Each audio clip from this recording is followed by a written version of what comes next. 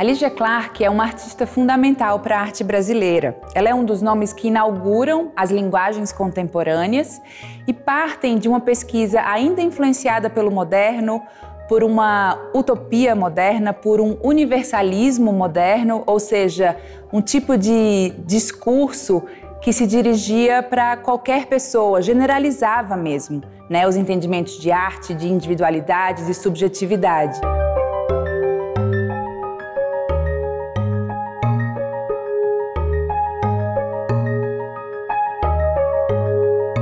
E ela, ao longo de sua carreira, que acontece entre a década de 50 e a década de 80, ela vai desmistificando essa universalidade, ela vai diversificando as linguagens, então ela parte da pintura, ela vai para o espaço, ela parte, por exemplo, às vezes de um entendimento de escultura rígida, como a escultura tradicional costuma ser, e ela coloca dobradiças, ela torna essa escultura mole.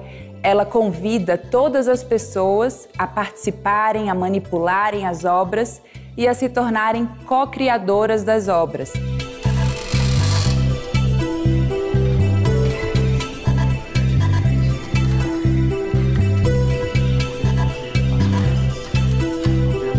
É bonito de pensar que Os Bichos, essa série tão icônica que a gente coloca numa linhagem de escultura, né? Numa linhagem de pesquisa escultórica, ela vem, na verdade, da evolução que a Lígia faz na pintura.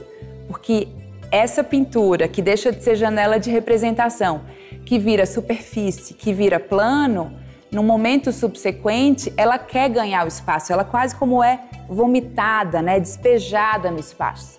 Então são essas formas geométricas que Lígia deixa de pintar, passa a moldar com chapas muito flexíveis de alumínio, uma liga metálica muito popular naquela época, década de 60, e insere dobradiças para que não só a maleabilidade do próprio material, mas a investigação, né, do corpo de cada pessoa dela, mas de qualquer pessoa que quisesse se envolver com a obra, ela continuasse essa investigação das formas da arte estar no espaço social e de criar relações em que objetos e sujeitos passam a negociar quem eles são e quais são suas vocações.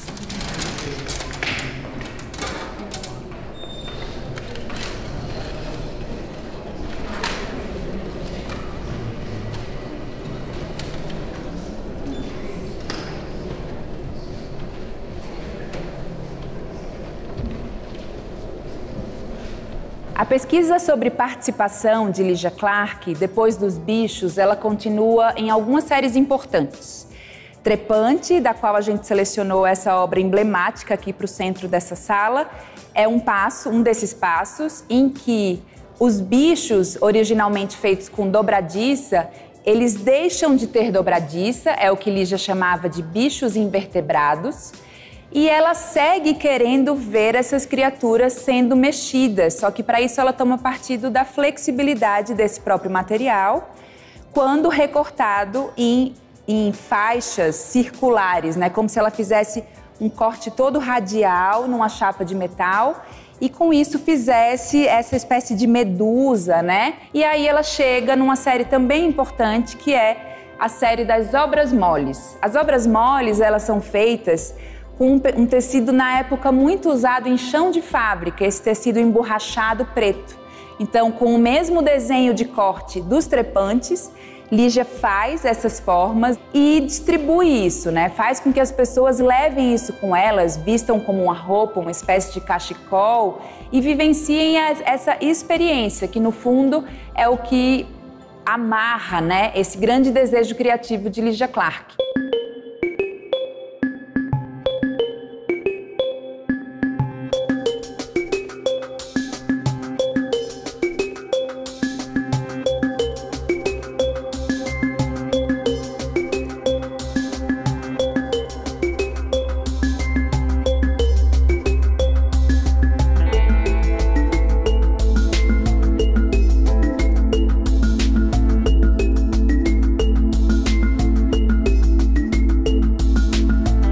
Caminhando conclui esse raciocínio, não por acaso ele está aqui na mesma sala, à medida em que, então, a mesma forma elipsoidal, né, circular, essa forma que quase sugere um infinito, ela é trazida, ela é reapresentada por Lígia, usando materiais ainda mais vulgares, materiais que estão dentro de um repertório escolar ou doméstico, né? Os materiais são bobina de papel, dessas bobinas parecidas com essas usadas em máquina registradora, cola de bastão e tesoura.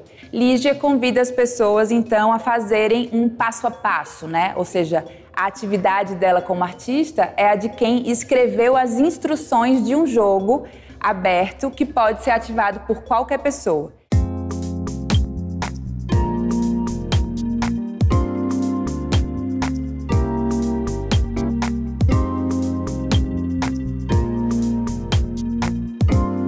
Em 1966, Lígia está morando em Paris, começando a fazer esses ateliês de corpo. E aí ela chega com utensílios domésticos da sua casa ao primeiro objeto relacional. Esse objeto é esse aqui, se chama pedra e ar. E ele é feito de um saco plástico e de uma pedrinha que é colocada na ponta desse saco plástico. E a artista começa a experimentar e pede que a gente, ao manusear a pedra e ar, faça também, de modo que a gente mexa essa pedrinha e sinta o saco como um pulmão, né, como um organismo. E deixe os sentimentos em relação a essa experiência aparecerem. Sentimento de cuidado, o sentimento da volumetria, né, desse corpo que vai se moldando a depender do nosso movimento. Dali para frente surgem vários outros pequenos objetos relacionais que nascem do mesmo propósito da artista de envolver todas as pessoas nos seus próprios contextos de vida, nesse jeito de despertar todos os sentidos para a arte.